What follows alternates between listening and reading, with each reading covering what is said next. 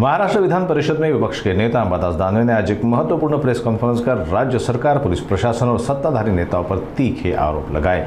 उन्होंने कहा कि यवतमाल जिले के यवत गांव में हुई सांप्रदायिक झड़पें सुनियोजित तरीके से करवाई गई ताकि चुनाव से पहले हिंदू मुस्लिम तनाव को बढ़ावा दिया जा सके। कारण जी घटना घडली आठवड्याभरापूर्वी त्याचे आरोपी सगळे अटक झाले होते। गाव सगळं एकोप्याचं आहे। मी त्या गावातल्या काही लोकांना संपर्क केलेला, काल हिंदूंना केलेला, मुस्लिमांना सुद्धा केलेला। गाव एकोप्याचं असताना परवाच्या दिवशी काही नेते गेले उत्साही आणि या ज्या पद्धतीनं भाषण केलं तसं त्या गावाची ती परंपरा नाहीये। तसं असताना जाऊन काही लोकांनी हे केलं आणि काल अचानक बाहेरील बाजार होता गावातला, बाहेर गावाहून आलेले 200-400 लोकांनी त्या गावामध्ये उन्माद मांडला सगळा। अक्षरशः गावातल्या लोकांची साथ असेलच, कारण गावातल्या लोकांच्या साथ असल्याशिवाय बाहेरचे लोक असं काही करू शकत नाही। पण तो विषय संपलेला असताना उकरून काढला गेला आणि त्याला सत्ताधारी पक्षाच्या लोकांची भाषणं कारणीभूत आहे।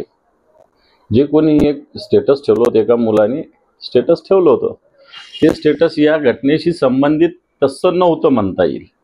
जी घटना कुठेतरी उत्तर प्रदेशमध्ये घडलेली त्याच्या संदर्भात त्याने स्टेटस ठेवलं होतं आणि त्याच्यावरून एवढा मोठा उन्माद। आणि आम्ही नेहमी सांगतो की निवडणुका जवळ आल्या की अशा पद्धतीनं हिंदू मुस्लिम दंगली घडवण्याचं षडयंत्र यांचं असतं।